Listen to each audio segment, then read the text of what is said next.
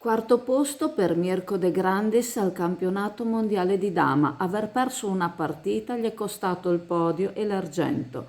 22 le partite che ha giocato, 10 le vittorie e 12 i pareggi, ed è stato all'ultimo confronto contro un giocatore tedesco che il podio è sfumato.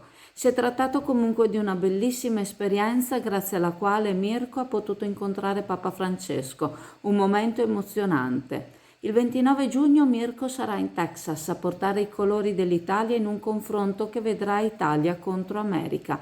Il torneo che aveva invece in programma per i primi giorni di maggio è invece saltato a causa della concomitanza con alcuni impegni personali subentrati.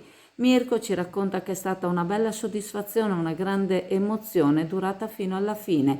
Le selezioni si sono svolte durante tutto l'anno, ne sono usciti 10 finalisti provenienti da tutto il mondo. Gli ultimi 2 giocatori sono stati scelti in una challenge a cui hanno partecipato 40 giocatori. È stato uno di questi, italiano, ad aggiudicarsi il torneo, un 24enne. I gironi sono stati giocati all'italiana. Mirko non sarà salito sul podio, ma il risultato che ha ottenuto è di grande onore anche per la città di Chioggia. Bravo Mirko!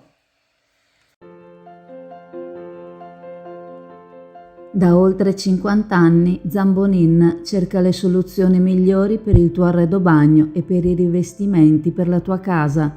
Qualità e design per prodotti sempre all'avanguardia per darti il meglio. Competenza e cordialità ti accompagneranno nella scelta. Zambonin, un nome, una garanzia. Via Padre Emilio Venturini, Chioggia, Venezia.